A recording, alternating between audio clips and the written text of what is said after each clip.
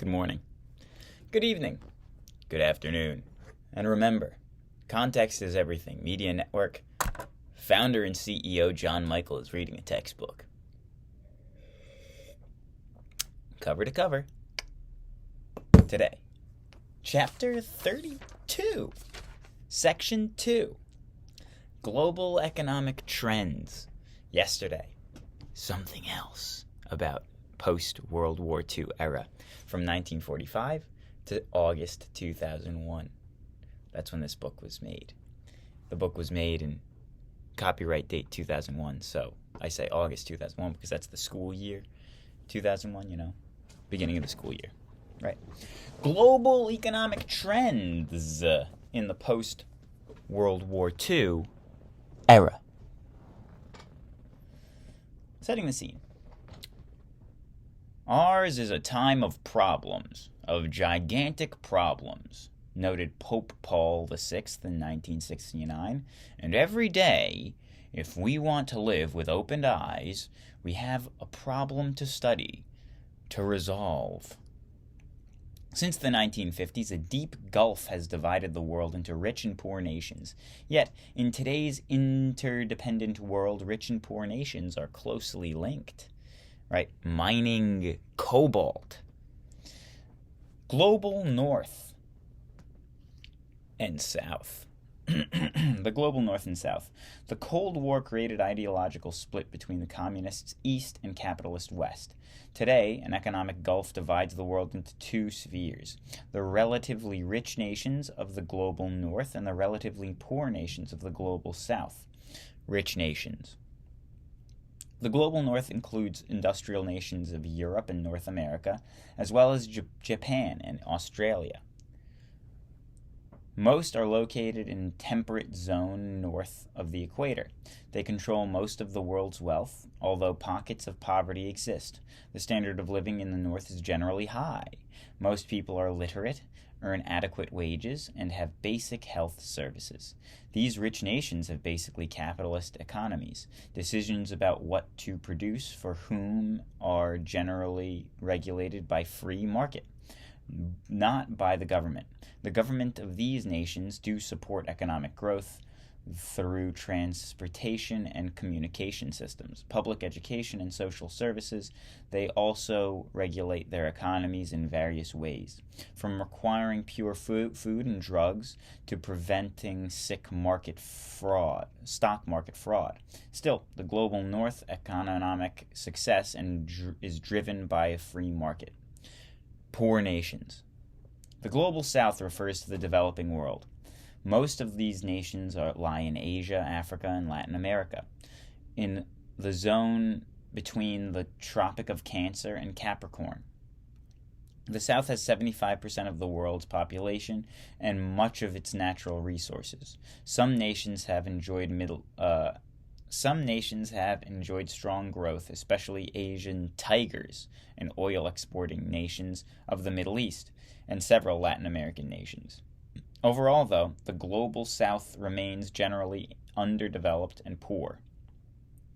Unlike the nations that industrialized before the 1900s, newer nations have not had enough time to build up their capital, resources, or industries. For most people in the developing world, life is a daily struggle for survival. About 1 billion people worldwide live in extreme poverty. Many of them are children. Migration. Despite some advances in the developing world, the gap between rich and poor nations is widening. The imbalance has sparked migration of people from poor regions to wealthier ones. Every year, refugees flee poverty or war to seek a better life in Western Europe, North America, and Australia. Millions of others, however, remain close to their homes. Economic interdependence. Rich and poor nations are linked by many economic ties. The nations of the global North control much of the world's capital, trade, and technology, but they depend increasingly on low-paid workers in developing states to produce manufactured goods as inexpensively as possible. This shift in labor has led to loss of manufacturing jobs in many Western nations. Huge multinational corporations with branches in many countries have invested in the developing world. They bring new technology to mining, agriculture, transportation, and other industries. Rich nations also provide aid, technical advisors, and loans. At the same time, interdependence has often led to resentment. With its great buying power, the North controls the price of goods and commodities produced in the South. In addition, the multinational corporations remove any profits from developing countries and often limit workers' attempts to seek higher wages. They bring new technologies, these multinational corporations, they do that for their own good. They don't do it for good for the people reasons. They do it for their own good. Anything that happens that is of any good is purely coincidental, and I'd say the most of it would be damage. The oil crisis. In an interdependent world, events in one country or region can affect people everywhere. A drastic example of this was the oil crisis of the 1970s. All nations use oil for transportation and products ranging from plastics to fertilizers. This demand has allowed nations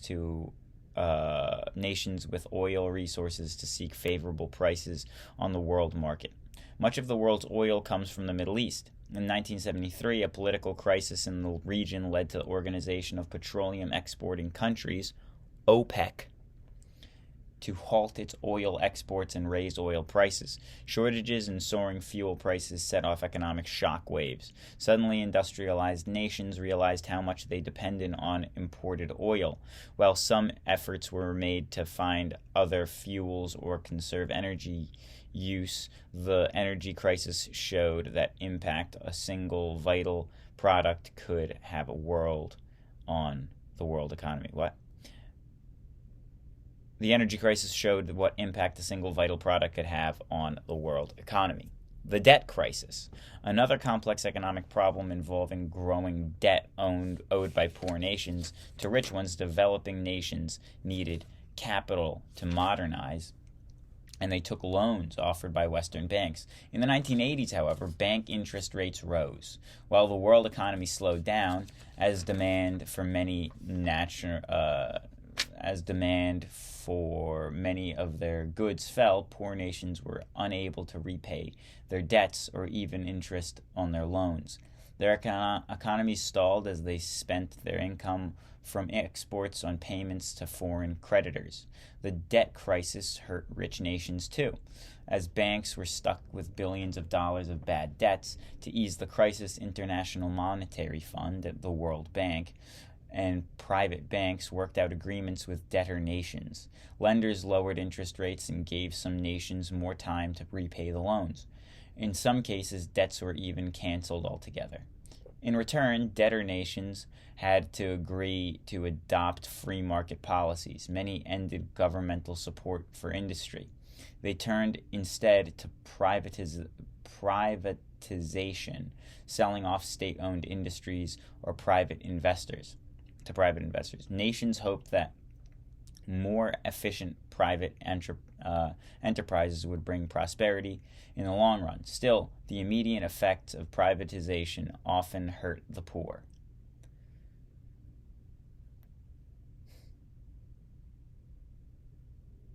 The Asian economic crisis. A third economic crisis highlighted the interdependence of the world's financial markets. The trouble began in the late 1990s with a recession in Japan, which had the world's second richest economy.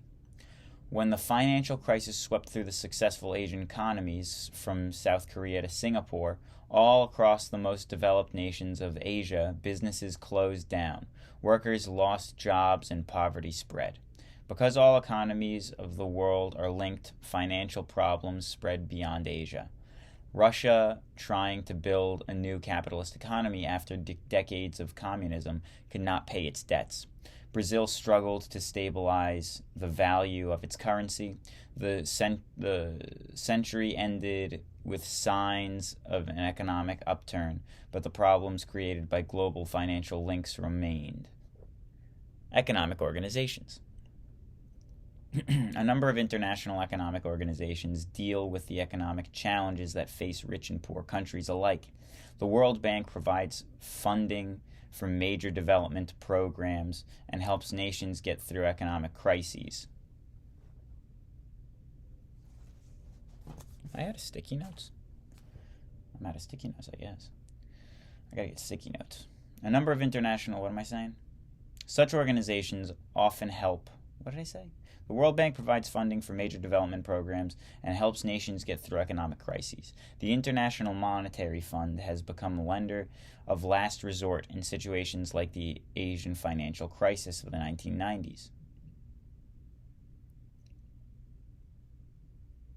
Such organizations often help global economies' economic problems, but they have also caused serious social strains by requiring developing nations to abandon inefficient economic systems and end social programs that they could not afford. In some cases, the poor in these countries have rioted, rebelled, and even overthrown their government. Obstacles to development. Obstacles to development. Why have many developing nations been unable to make progress towards modernization? The answers vary from country to country, but many shared problems in 5 general areas: geography, population, poverty, economic dependence, economic policy, and political instability.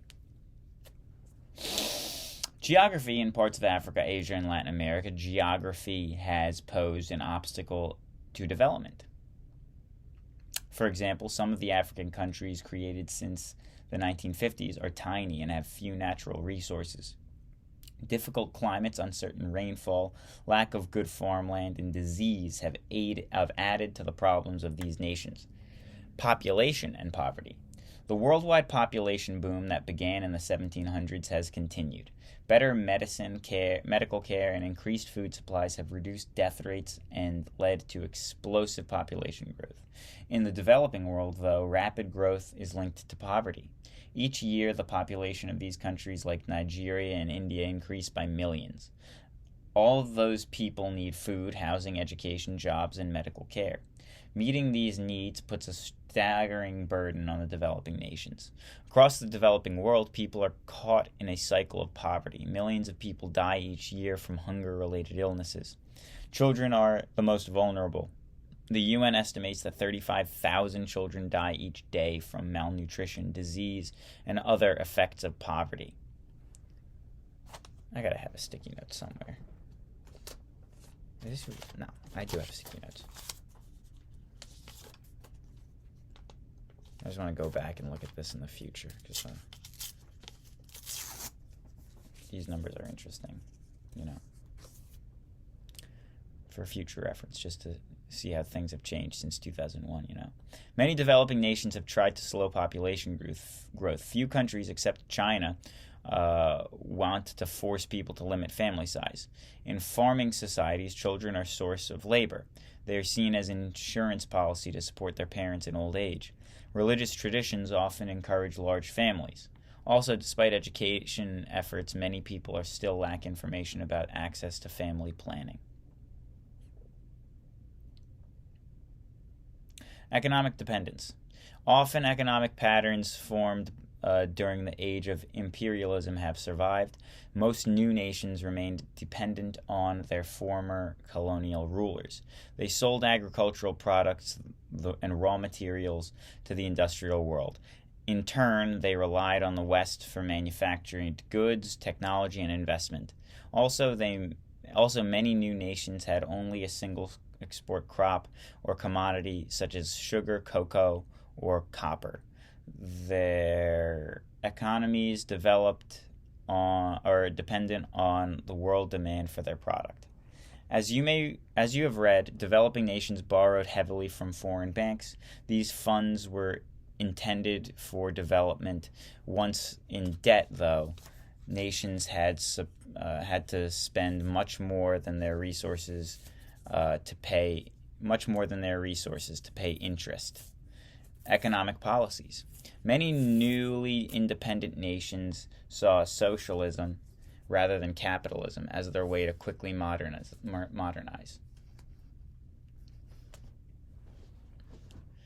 Um,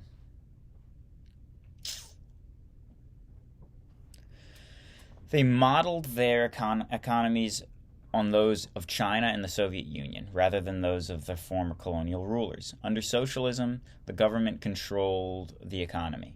These nations had little private capital, so only the government could raise the money to financial large-scale development projects. At first, emerging nations made some gains, but in the long run, socialism often blocked economic growth. Later, like their models China and Russia, many developed nations introduced free market policies. Political instability. Political unrest often hindered economic development.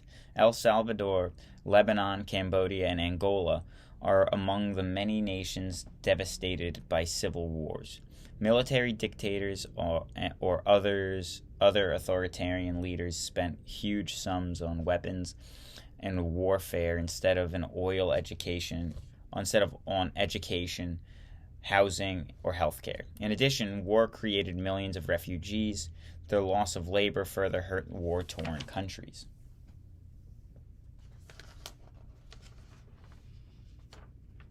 Development and the environment.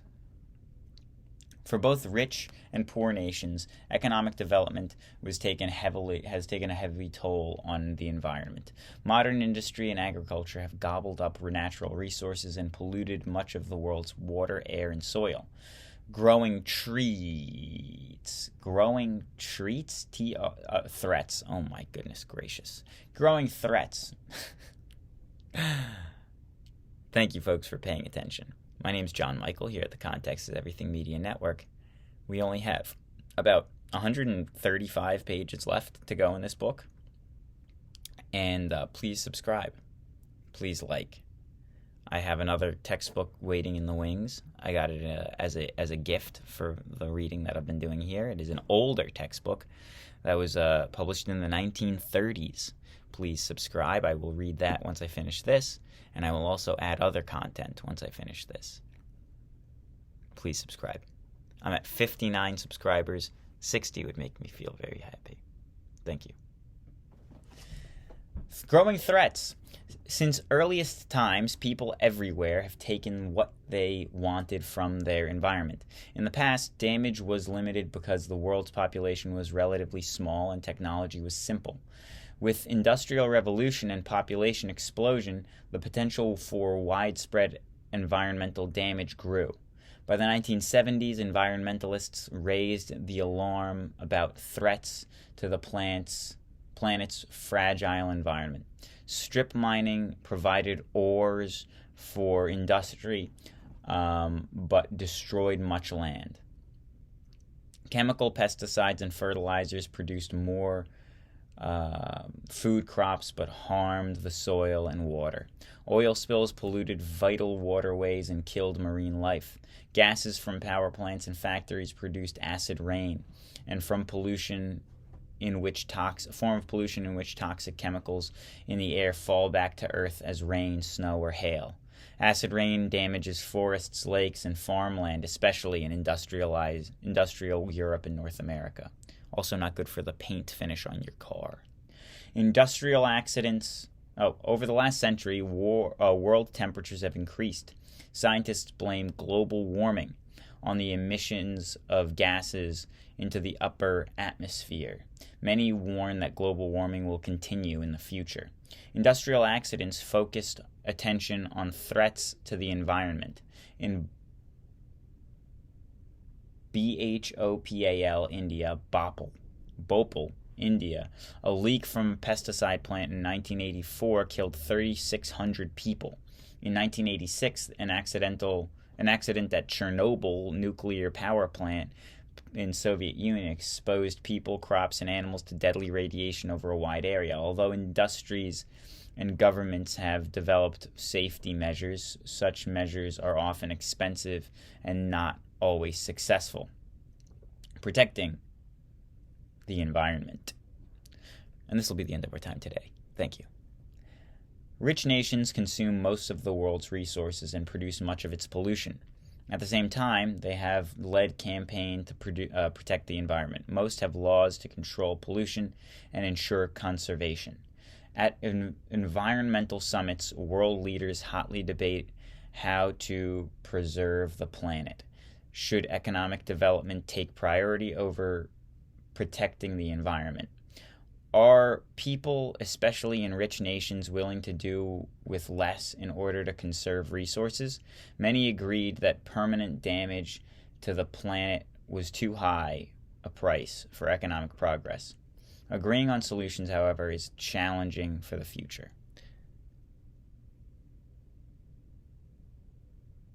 I think that the military is primarily responsible for pollution in our country. I'm pretty sure it's not cars. People driven cars. I'm pretty sure it's vastly, disproportionately out of our control. Goodbye. God bless.